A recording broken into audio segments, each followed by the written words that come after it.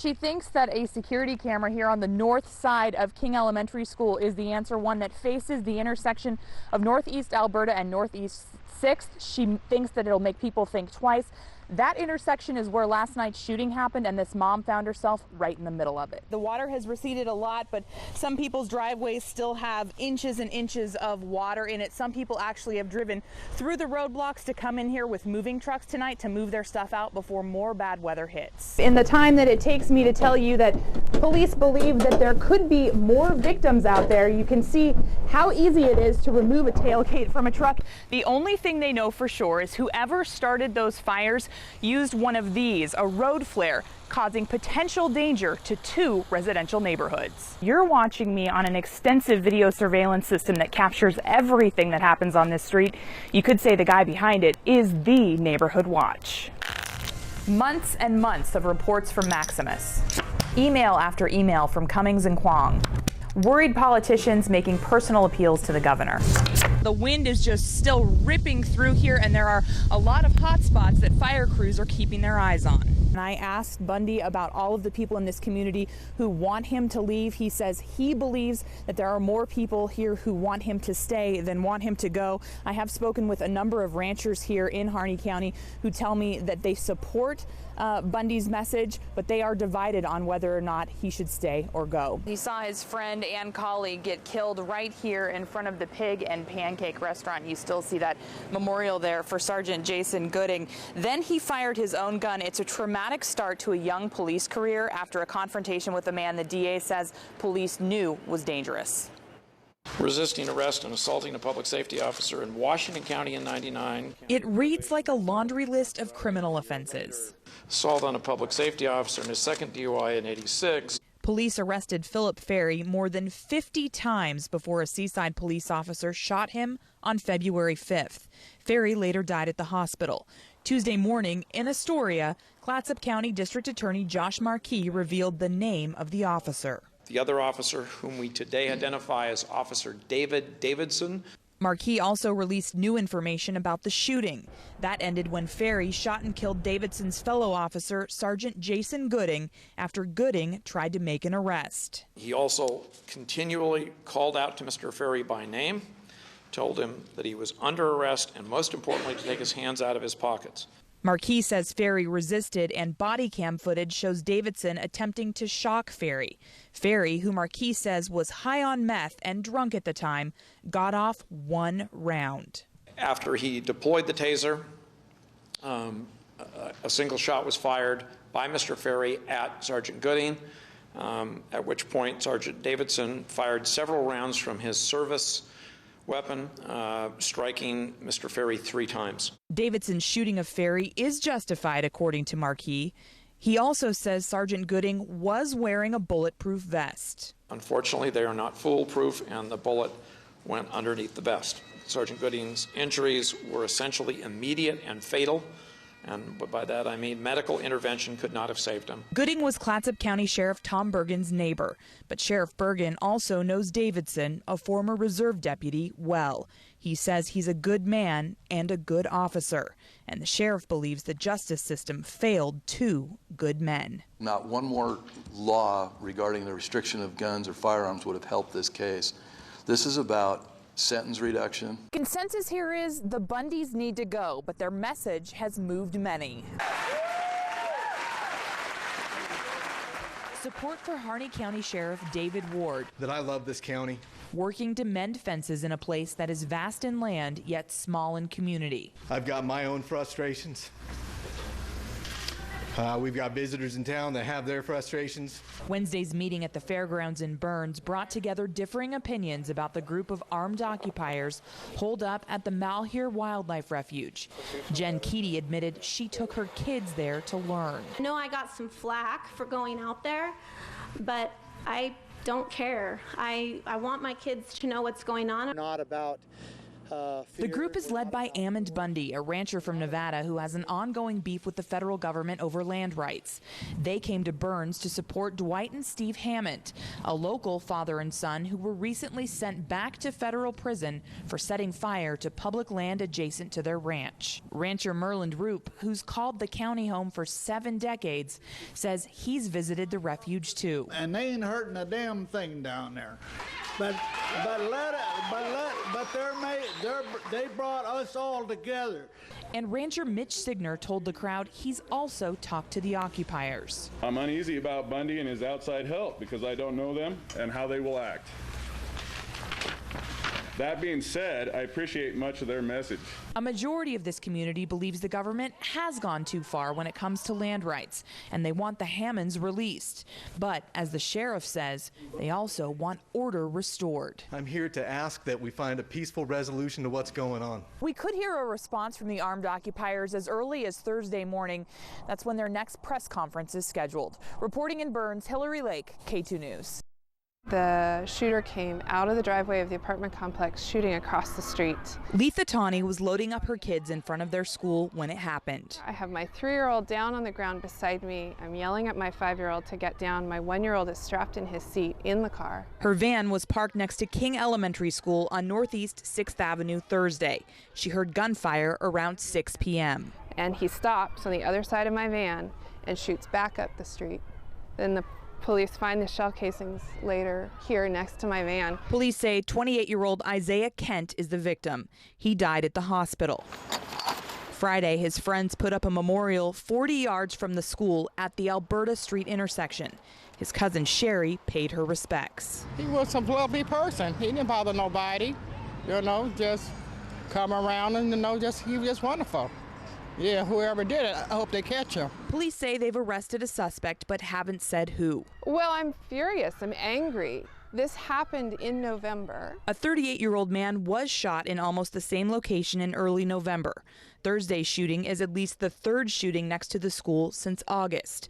Police have even had a community meeting about violence, encouraging witnesses to come forward. We have been suffering as a community. But Tawney also wants Portland Public Schools to respond. She wants another security camera installed at the school on the north side facing the intersection where the shootings are happening. We're relying on eyewitness statements in the twilight of people who were ducking behind cars because he was shooting, instead of actual pictures. The school district's director of security has told concerned parents there isn't money for it and cited the school's equity policy. The equity policy should say these kids' security takes priority. They're in a neighborhood with challenges, and so to have a reasonable learning situation, their security should come first.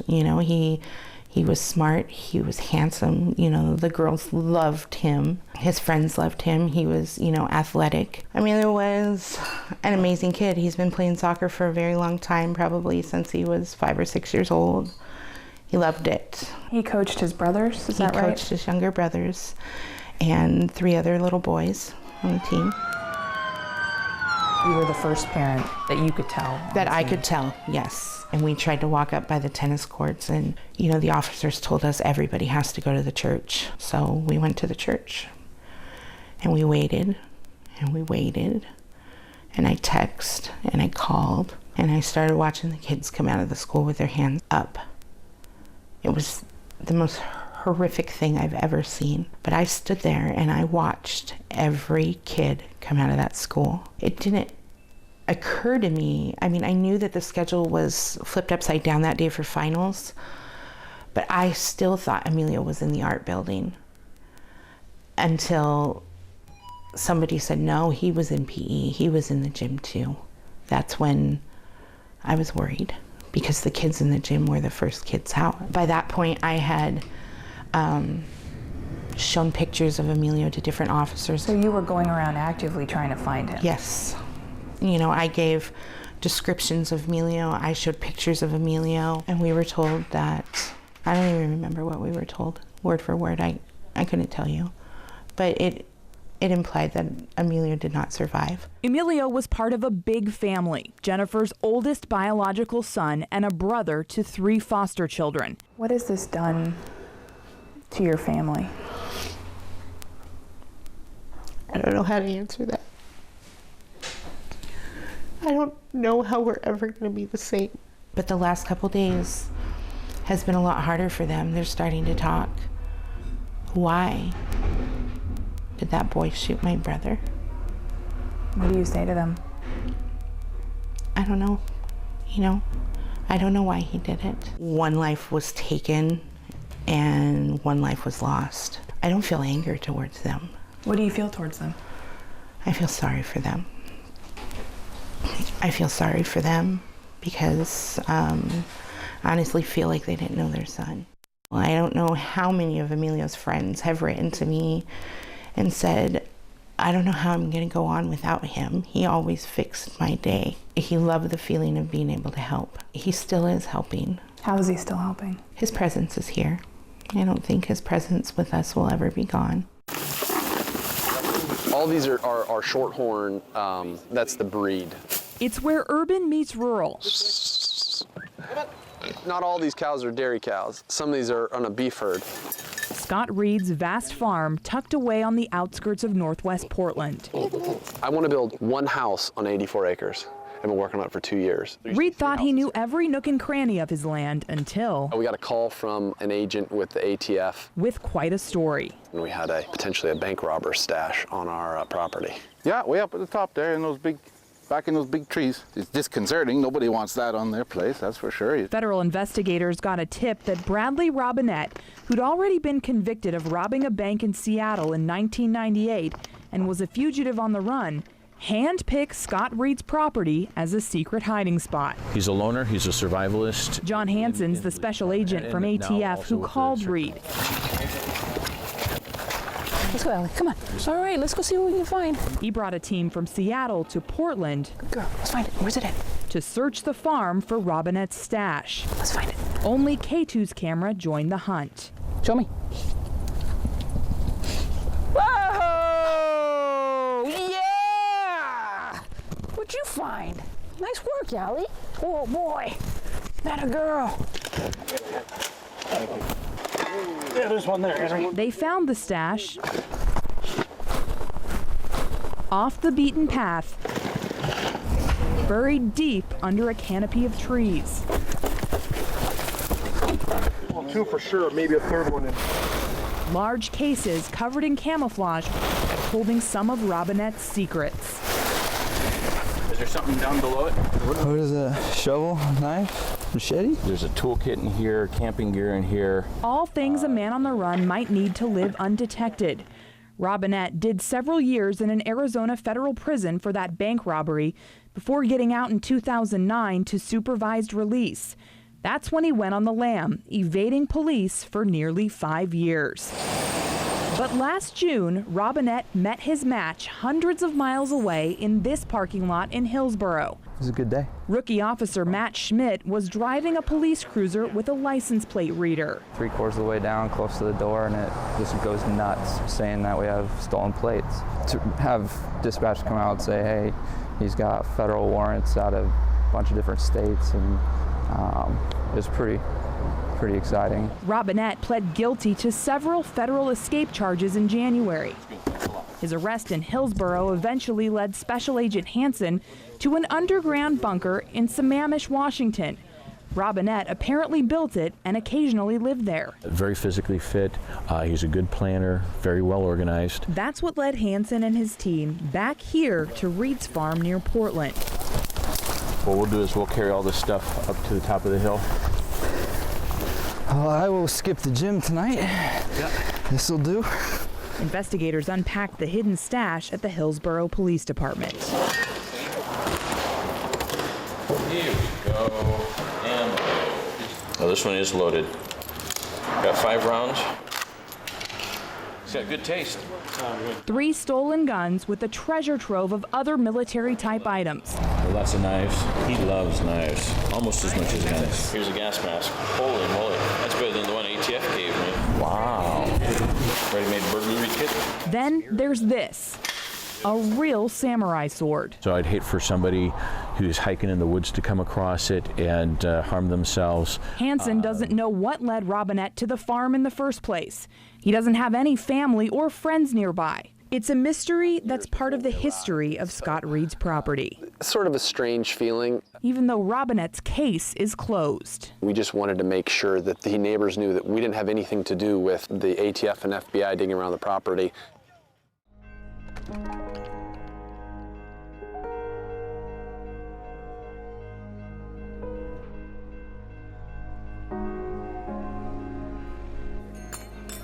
How are you today? Good, you? Pretty good. They're the sounds you hear in every restaurant in America. There you go, Bob. On most days. Lindsay will have to ring you up, okay? But there are moments when a roar drowns them out at the Cornerstone Cafe in Rainier, putting the town on notice. Mark Overbay is the owner. I mean, they stand like 20 feet in the air. I mean, it just fills up, you can't see nothing except the top of the building on the other side. The restaurant, like every business on A Street, sits just feet from the tracks. The main thoroughfare for mile-long trains carrying crude oil from North Dakota along Highway 30 to a transfer station in Clatskanie. What are you concerned about happening here? A derailment and an explosion. It could take out just the whole downtown area. I think they're rolling bombs, really. And if it happens, it might not be an accident. I just want to direct your attention to the issue not of accidents for a moment, but to terrorism. In February, New York Representative Sean Maloney questioned rail and oil representatives at a House hearing in Washington, D.C. He compared train security to pre-9/11 airplane security. What concerns me very much is the possibility that an oil train could be similarly taken and directed and used as a weapon of mass destruction. Is that coming over here? I don't know, it's real hot. How would anyone know in time? How would anyone prevent it? And they could do it where and when they wanted. The scariest part of that question? We already know the answer. We won't know in time, because attacks like what Maloney is describing are already happening, just on a much smaller scale, and right here in Oregon.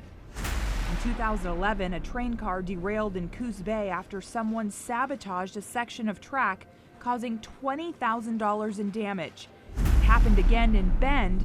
That incident caused a fuel tank to spill 2,000 gallons of diesel. South Dakota, Virginia, Montana, Oklahoma, the list of intentional derailments goes on.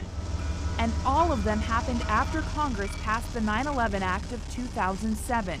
That required the Department of Homeland Security to assess risk on the nation's rail lines and create a plan to improve security of things like railroad lines, rail yards, bridges, and tunnels. But Homeland Security hasn't followed the plan all the way through, so you have no idea if the tracks are secure or not.